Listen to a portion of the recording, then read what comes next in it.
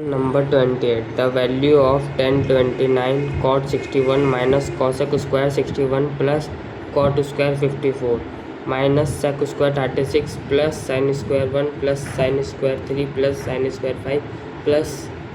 करते करते sin square 29 इस। तो क्वेश्चन बहुत बड़ा है, तो इसमें मैं पहले आपको बता देता हूँ। जैसे कि अगर मेरे को यहाँ पे इन सब की वैल्यू नहीं पता 61 29, तो मैं इन सब की जगह 30 45 60 और 90 इन सब के रिस्पेक्ट में वैल्यू लिखूँगा, ठीक है, क्योंकि मेरे को इनकी वैल्यू पता है इसलिए। तो tan 29 और tan cot 61 ये तो मेरे डायरेक्ट यानी वो डायरेक्ट मैं इसे cot 61 into cot 61 minus cosec square 61 लिख सकता हूँ, plus cot square 54 minus sec square 36 इसे लिख सकता हूँ tan square 36 minus sec square 36 plus इन पूरी टर्म को अभी के लिए मैं x सेलेक्ट कर लेता हूँ। बस अभी इसी एक तो ये लिखना ज़्यादा पड़ेगा, इसलिए मैंने x सेलेक्ट कर लिया। अब cot square 61 minus sec cosec square 61, यानी हमें एक फॉर्मूला पता है जो कि है cosec minus cot equal to 1, यानी -1 प्लस ये भी हमारा -1, क्योंकि sec माइनस 10 मतलब sec स्क्वायर माइनस 10 स्क्वायर भी 1 होता है, और ये sec है यानी हम माइनस कॉमन लेके -1 आ गया, प्लस x यानी -2 प्लस x, ठीक है, और x हमारा ये है ये ओके। अब मेरे को पता है जो कि है मेरा x, वो इक्वल है sin square 1 plus sin square 3 plus sin square 5 plus करते करते sin स्क्वायर 89, ओके, ठीक है। अब मैं पहले x को सॉल्व कर लेता हूँ, बाकी फिर मैं -2 से इसे ऐड कर दूँगा।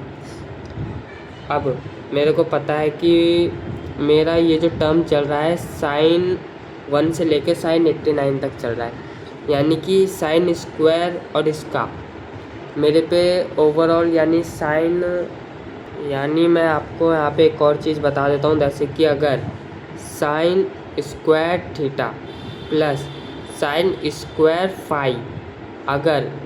थीटा प्लस 5 90 डिग्री है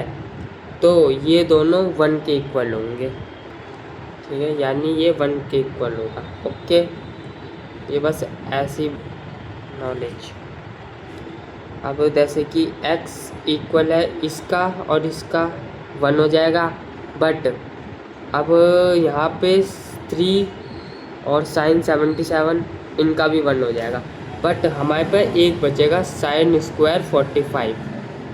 बीच में, क्योंकि 43 तो होगा, 43 होगा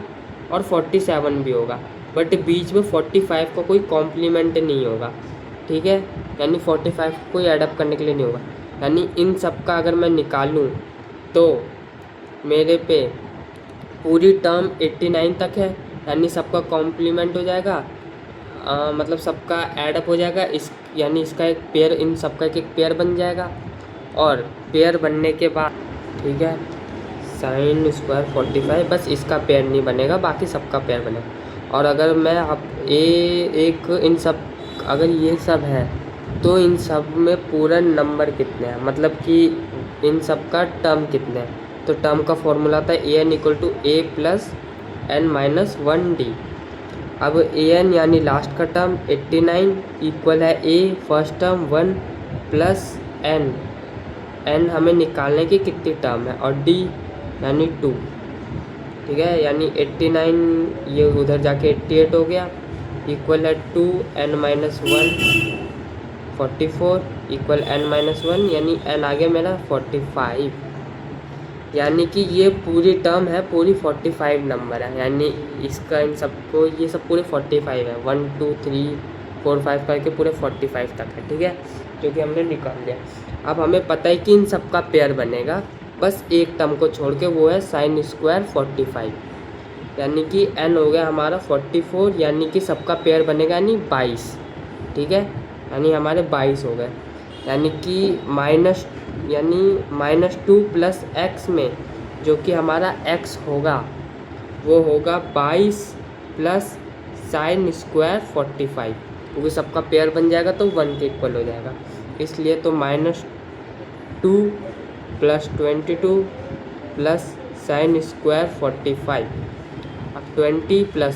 साइन स्क्वायर 45 यानी 1/√2 का होल स्क्वायर, यानी 20 प्लस 1/2